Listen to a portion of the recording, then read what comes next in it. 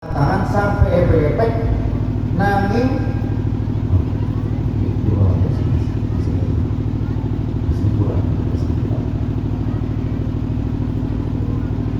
tapi bajunya ya mas sudah tenang saja. Pokoknya saya ngaji gak usah diganggu dulu, tenang ya. Berusaha nanti saya mau minum, saya mau makan nanti makan gitu ya. Ini godong tenanan apa lagi? Palsu.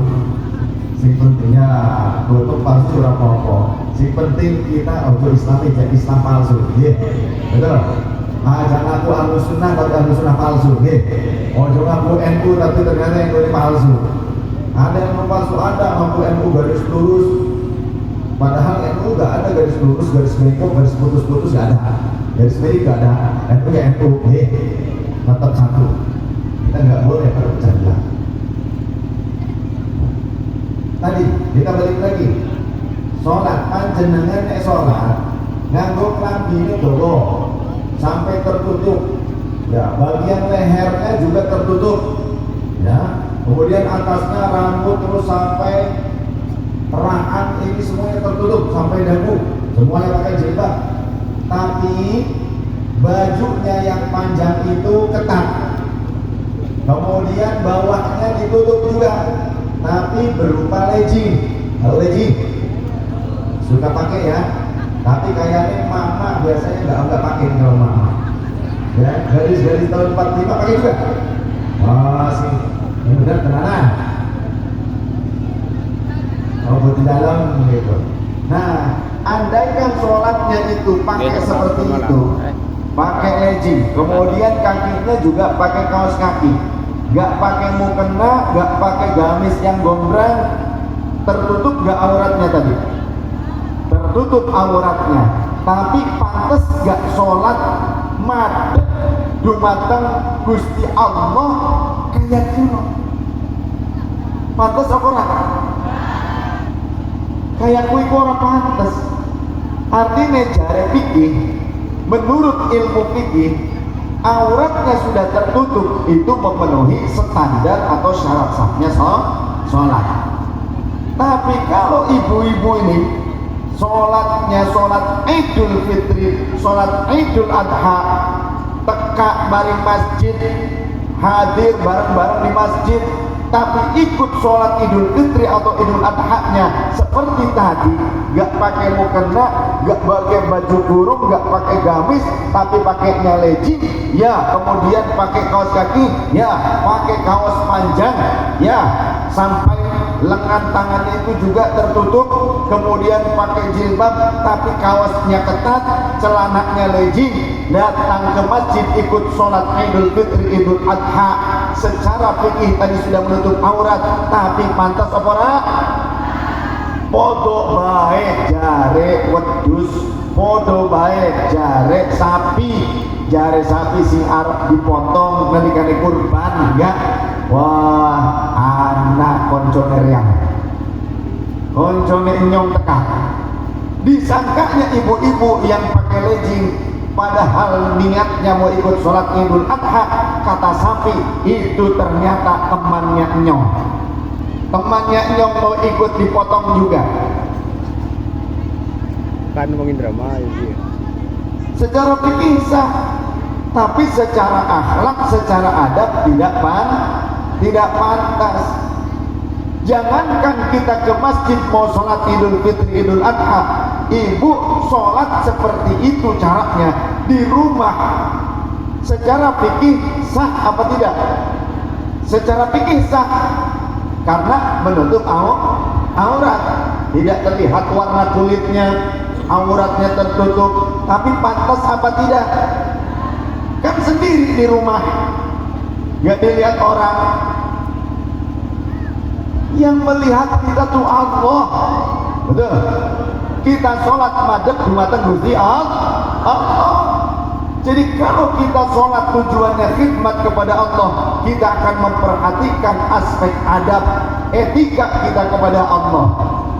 Jadi jangan hanya rapi itu kalau kita mau menghadap manusia, mau ketemu dengan Pak Kepala Desa, Pak Kades, dengan Pak Kubu rapi tenan, Ibu rapi, bahkan mungkin beli baju yang baru, pakai parfum, nggak ada parfum yang bagus, Gucci, Mobosan atau yang lainnya, pakai minyak sinyong-nyong,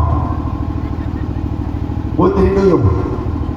Biar apa? Biar Pak Kepala Desa yang masih single ini, masih single ini kepencut karo sirah. Ya. Dipikirnya bakal kepencut orang. Kenapa? Kudu duwe ilmune. Ya. Kudu duwe ilmune supaya Pak Kuwune kepencut.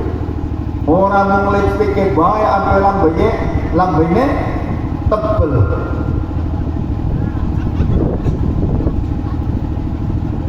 Ampe lambene tebel. Orang mau lipstick ke bae. Toli niki pipine di abang-abang padahal bekas ditabok. Ketika ketemu dengan Pak Kuwu, dengan Pak Kepala Desa, dengan Pak Kades, kita mungkin pakaian bagus, tapi cara bicara kita tidak sopan. Kira-kira beliau suka apa tidak? Tidak. Dan kita madep mari Gusti Allah Subhanahu wa taala. Kita menghadap kepada Allah contoh dengan cara apa? Dengan cara membaca Al-Qur'an. Toh kita membaca Al-Quran sama dengan kita sedang berkomunikasi dengan Gusti Allah, betul? Sama sedang berbincang dengan Allah Subhanahu wa taala. Tapi kita membaca Al-Qur'anul Karim kalamullah tidak dengan menggunakan adab. Bahkan membawa Al-Qur'an tidak dengan adab. Padahal kalau kita datang membawa proposal di hadapan kepala desa, kita menyerahkannya mungkin dengan dua tangan. Ngapunten Pak Kades, niki proposal. Ya, disimpan sing apik, nggih. Apik cara nyimpen, cara gawone apik. Gak berani asal mohon maaf punten-punten gitu kan, asal tenteng-tenteng. Kades, nih, itu apa yang dilempar, nih. Ada nggak yang berani gitu? Ketemu Pak Kades bawa proposal, kemudian tenteng-tenteng, Pak, nih, dilempar begitu. Nah, begitu pula ketika kita membawa Al-Quran, harusnya lebih mampu untuk memuliakannya. Jangan sampai Quran ditenteng-tenteng kayak belanjaan. Nah, ini banyak terjadi di masyarakat. Orang belajar agama tapi nggak belajar tentang sisi akhlak dan adab. Contoh, awas hati-hati. Orang sini, warga sini banyak yang kerja di kota apa enggak? Mayoritas. Nah, di kota itu awas hati-hati, si duwe anaknya menggawe kota, ya. Ada yang di Kerawang, Cikarang, Bekasi, Jakarta, Kalimantan, Riau, mana lagi? Makassar, Hong Kong, Taiwan, Korea Selatan. Ya, karena saya kalau ngaji di sana, waktu saya ngaji di Hong Kong, di Taiwan, di Korea Selatan, itu mintanya ngapak. Katanya orang mana? Orang Tegal, Brebes, Pemalang, ya, Cirebon. Ternyata wong dewek. Jadi di sana bahkan ditanya, "Bib, ngapak aja Bib," bener gitu. Disuruh ngapak, saya ngomong. Hati-hati bagi kita yang punya keluarga bekerja di kota. Karena apa? Di kota itu sudah banyak orang yang beraliran sesat. Kenapa saya bilang sesat? Contoh saja dari sisi adab. Ada di Karawang nih, karyawan, orangnya orang Jawa Tengah, tapi kerja di Karawang. Ada jamaah saya masuk ke toilet karyawan, ke kamar mandi karyawan, ya, ke toilet, tempat kencing, tempat ngising. Oh, ngisinya bareng-bareng rame-rame, ya, tapi anak-anak ini deh. Pas jamaah saya namanya Ahmad Fauzi masuk ke area toilet karyawan, ada temannya, ini posisi masih di dalam area toilet karyawan. Temannya itu orang Jawa Tengah, mengeluarkan Quran kecil, Quran kecil dari saku celana. Berarti Tadi ketika kencing itu Quran ada di samping kemaluannya. Nauzubillah min dzalik. Kalau panjenengan ketemu dengan orang seperti itu, diapain kira-kira? Diapain kira-kira? Ya. Dimasak baik lagi. Tuan. Ini nyata. Jadi tolong didik anak-anak kita dengan adab dan akidah yang benar. Pada saat berjumpa langsung berpapasan dengan Mas Ahmad Fauzi, ditanya oleh Mas Ahmad Fauzi, ya akhi, kenapa antum bawa Quran ke toilet? Apalagi itu saya lihat antum tadi membawa Qurannya disimpan di saku celana di dekat kemaluan. Berarti tadi pas kencing Qurannya ada di samping kemaluan ente. Ini Qurannya ada di sampingnya. Sedangkan dilihat itu kok ponsel malah justru disimpan di saku dada. Andaikan antum bawa Quran ini disimpan di dada tapi dibawa ke toilet, itu juga tidak sopan. Apa jawaban temannya? Oh, enggak apa-apa, ini kan makhluk. Jawabannya seperti itu. Ya, kertasnya memang makhluk, tapi kalamnya adalah kalam Allah. Karena dulu malaikat Jibril membawa kalamullah bukan berupa kertas. Malaikat Jibril membawa Quran itu bukan berupa kertas, Bu. Berupa apa?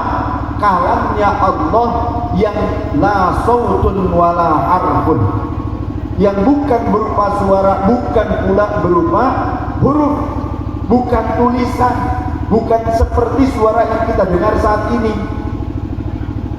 Ini dibahasakan dengan bahasa Nabi Muhammad, dengan bahasa untuk umat Nabi Muhammad yang saat itu Nabi Muhammad diutus oleh Allah di Arab, lahir sebagai bangsa Arab agar mudah dipahami oleh orang Arab. Nanti barulah tersebar Islam, kan asalnya di sana dulu. Bahkan Rasul ketika mendapatkan wahyu pertama itu, kata Rasul, bagaikan suara gemerincing lonceng disertai dengan angin yang sangat kuat. Awal wahyu datang kepada Rasulullah secara langsung melalui malak Jibril itu bukan kalimat, bukan tulisan. Bahkan awalnya Rasulullah belum mengerti. Itu seperti suara lonceng yang dahsyat yang disertai dengan angin, membuat Rasulullah ketakutan. Bahkan ketika malak Jibril menyampaikan Iqra, bacalah olehmu, Rasul berkata menjawab, ma aqulu biqari, aku tidak bisa membaca. Iqra, bacalah olehmu, ma aqulu biqari, aku bukan orang yang bisa membaca, aku tak mampu, apa yang harus kubaca, kata Rasulullah. Jadi awalnya justru Rasul belum mengerti tentang wahyu yang dibawa oleh malaikat Jibril. Nah kemudian, apakah Rasul menulis sendiri Al-Quran? Tidak. Yang menuliskan wahyu, dan wahyu turun kepada Rasulullah tidak satu bundel begini, bertahap mutawatirah, sampai 23 tahun baru selesai itu satu bundel ini. Dan saat itu belum dituliskan satu bundel begini. Jadi setiap turun wahyu, kalau ada kejadian yang butuh ketetapan hukum dari Allah, ada wahyu turun, ya, 1-2 ayat atau berapa ayat, bahkan mungkin kadang cuma 1 ayat. Sahabatlah yang menuliskannya. Kadang menuliskannya juga di pelepah kurma, menuliskannya di batu, di tulang, di kulit, di kayu. Sampai Rasulullah wafat, Al-Quran belum satu buku seperti ini. Al-Quran belum menjadi satu kesatuan mushaf seperti ini. Ketika Rasul wafat pun belum seperti ini. Jadi para sahabat kebanyakan menghafalnya. Ada tulisan tapi terpisah-pisah. Nah, kenapa ingin saya sampaikan di sini? Hati-hati, orang yang sesat mengaku Islam dan sering menyesatkan orang lain, mereka selalu menggunakan tuduhan dengan istilah bid'ah. Pernah mendengar? Bid'ah. Apa bid'ah? Bid'ah itu kullu malam yakun fi ahdin Nabi sallallahu alaihi wasallam segala sesuatu yang tidak ada di masa Nabi, gak pernah dilakukan Nabi, gak pernah dicontohkan Nabi, gak pernah diperintahkan Nabi, itu bid'ah. Orang Wahabi mencatut hadis tapi maknanya tidak sesuai dengan apa yang disampaikan oleh Rasul. Hadisnya kullu bid'atin dhalalatun wa kullu dhalalatin finnar. Setiap perkara bid'ah ya, itu sesat dan setiap kesesatan itu masuk neraka. Menggunakan kata kullu yang menurut mereka semua kata kullu itu artinya semua, seluruhnya, general, tidak ada kecuali. Setiap perkara baru tidak dicontohkan Rasul, tidak diamalkan Rasul, tidak diperintahkan Rasul, itu namanya bid'ah dan berarti sesat. Dan setiap kesesatan itu masuk neraka, termasuk kita ihtifal bi maulidin Nabi, muludan jare wong Wahabi kita ki wong lagi ngamalaken kesesatan. Kemudian apa lagi? Membaca zikir, Quran, doa yang dihadiahkan untuk ahli kubur seperti yang diamalkan oleh orang-orang neo. Orang-orang neo. Ya. Orang NU biasa kita ngamalkan tahlil, tahlilan. Nah, ini kan di antara penggeraknya jadinya tahlilan, nggih. Terus nggih. Nah, tenang. Arep nyong bela sih ya. Karena banyak kejadian orang tuanya NU, orang tuanya Ahlus Sunnah, anaknya kerja di kota, pulang-pulang orang tuanya meninggal gak ditahlilin, gak dibacain Quran, gak diziarahin, ya sudah dikubur begitu saja seperti kucing. Banyak. Nah itu karena terbawa oleh aliran Wahabi. Bahkan orang tuanya Ahlus Sunnah wal Jamaah, anaknya rela berani atau tega membantai ibunya. Ini belum lama. Ramadan kemarin, pertengahan Ramadan, orang Jawa transmigrasi ke Sumatera Selatan, ke daerah Banyu Asin, Palembang. Ibunya tadarus Quran di masjid, anaknya membantai, membunuh ibunya dengan pedang. Pertengahan Ramadan. Kemudian mau ditangkap oleh ayahnya juga disabet, mau dibunuh, tapi kena lehernya tapi nggak wafat. Ketika ditangkap oleh polisi juga dibacok. Tapi ketika sudah diringkus, diinterogasi, namanya Kasan, Anas ngarannya Kasan. Ini Kasan, duduk Kasan kia, ya. Namanya Kasan. Hasan itu kan artinya bagus. Tapi kok kenapa kamu tega membantai ibumu sampai wafat? Padahal ibumu sedang ngaji Quran, tadarus Quran di masjid. Nah itu dia Pak. Karena ibu saya sesat katanya. Si Hasan bilang ibunya sesat. Kenapa? Kenapa kamu bilang ibumu sesat? Karena ibu saya melakukan tadarusan Al-Quran di masjid. Tadarus Quran disebut sesat. Makanya orang yang sesat itu halal dibantai, halal ditumpahkan darahnya, walaupun orang tua sendiri. Ini terbawa oleh aliran, bukan aliran listrik, aliran sesat, ya. Namanya apa tadi? Wahabi. Orang Wahabi gak bakalan ngaku Wahabi, Bu, karena sejarah kelamnya Wahabi dari dulu membantai. Waktu eyang saya jadi pengajar di Masjidil Haram, jadi mufti di Masjidil Haram, Sayyid Ahmad Zakaria. Sayyid itu berarti dzurriyyah Rasul. Sayyid Ahmad Zakaria mengajar, ayahnya kakek saya mengajar di Masjidil Haram. Di antara muridnya, di antaranya adalah Syekh Yasin Al-Fadani, kemudian Kyai Haji Bishri Sansuri, ya, kakeknya Gus Dur dari ibu, kakeknya Muhammad Iskandar. Nah, itu ngaji di yang saya dulu, di antaranya itu dan banyak yang lainnya. Orang-orang itu membantai kaum muslimin, membantai ulama karena dituduh sesat, dituduh berbuat bid'ah. Senangnya ziarah kubur, senangnya tawasulah, senangnya muludan, senangnya solawatan, senangnya tadarusan. Apa maning? Manakiban, tahlilan. Jadi dheweke menurut mereka kalau tahlil itu bagus, zikir ibadah, tapi kalau tahlilan itu bid'ah. Menurut mereka zikir itu ibadah, tapi kalau zikiran itu bid'ah. Sholawat itu ibadah, tapi kalau sholawatan menurut Wahabi itu bid'ah.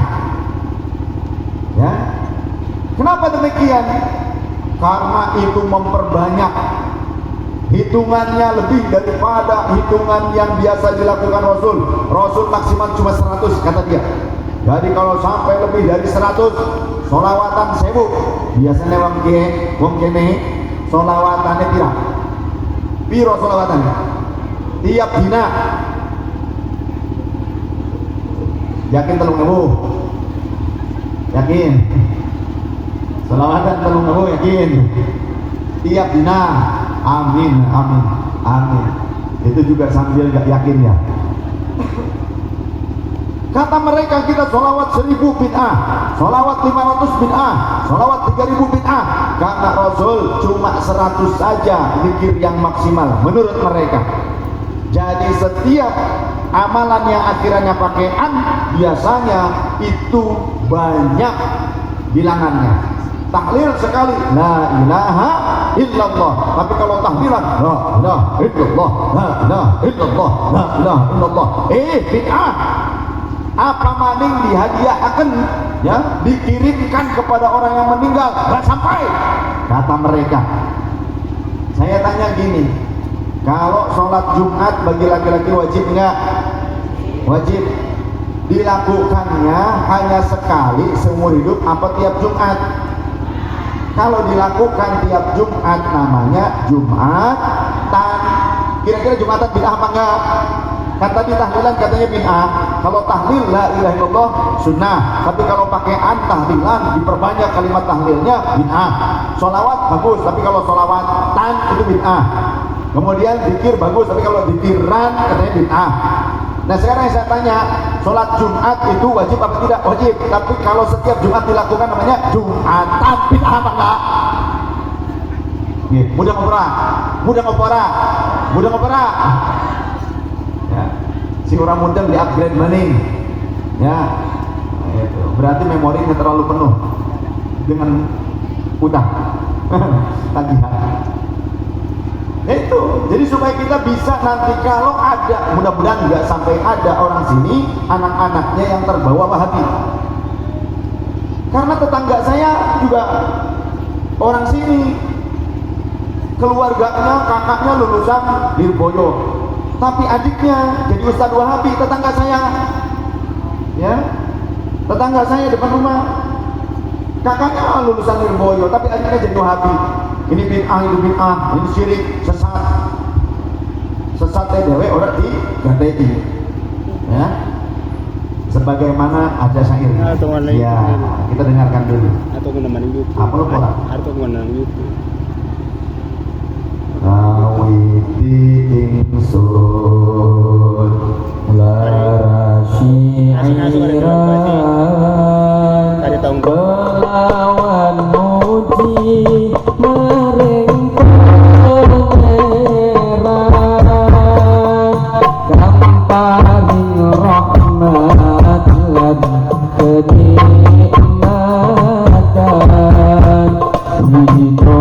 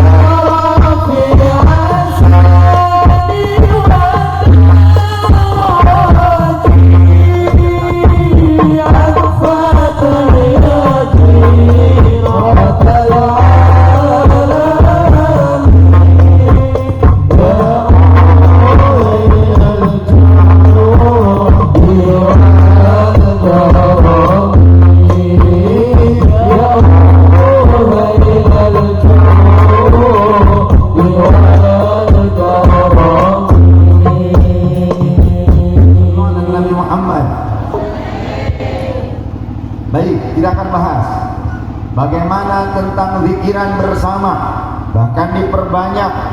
Untuk memperbanyak zikir Allah sudah menjelaskan,